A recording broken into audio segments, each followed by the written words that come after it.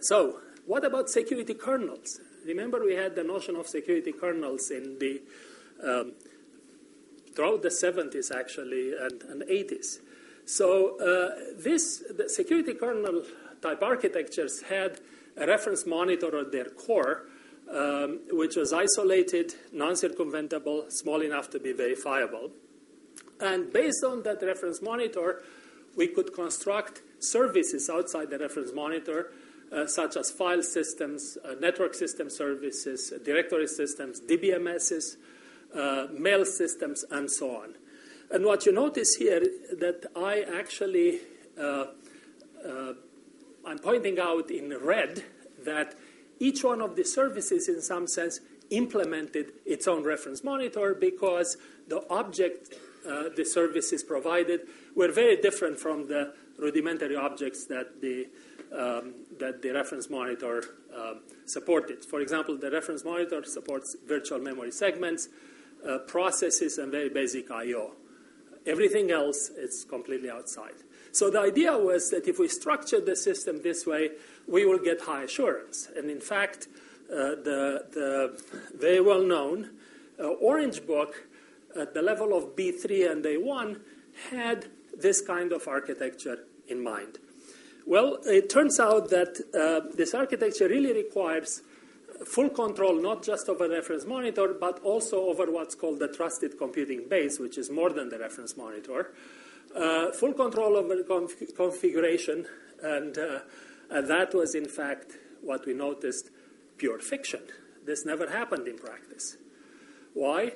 Because rapid innovation caused systems to grow, and lots of device drivers, new device drivers, lots of applications that could not be structured in this form, such as which mail systems nowadays have a reference monitor. None that I know of. Or which DBMSs have a reference monitor. Again, none that I know of.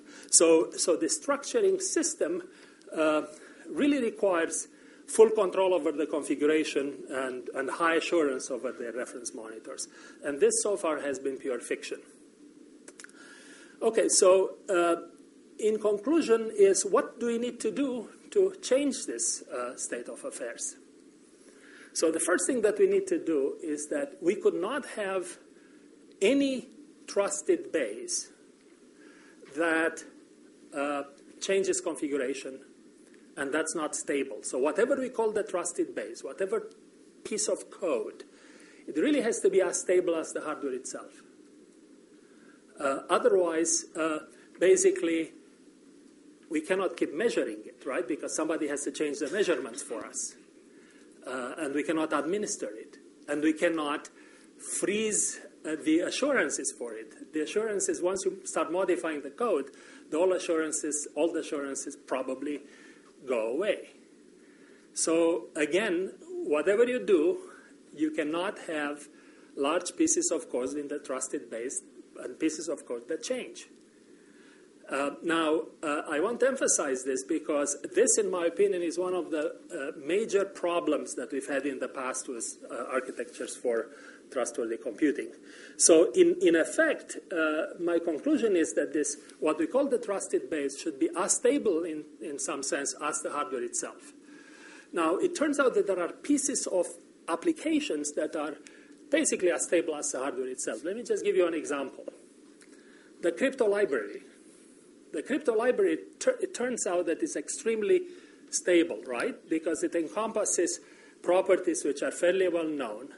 Most of them are demonstrable in real formal ways.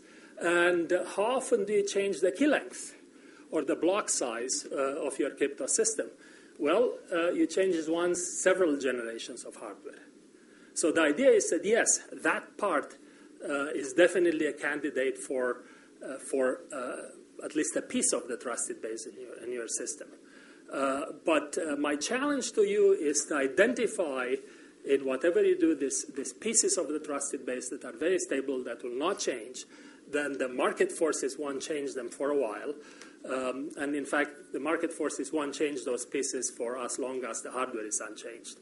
Without this in mind, it's going to be extremely difficult to make the mechanisms that we are talking about here, and probably in the future, relevant to what we call trustworthy computing. Second point is that, that whatever we do, we have to make this mechanism extremely simple.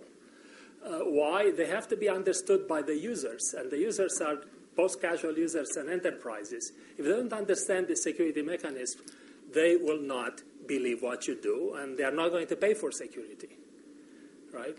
So once again, if we don't make security desirable on the market, then security won't happen.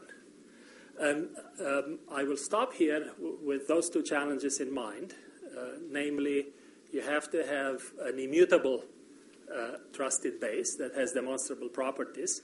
Second, that the security properties really have to be simple enough to be understood by users.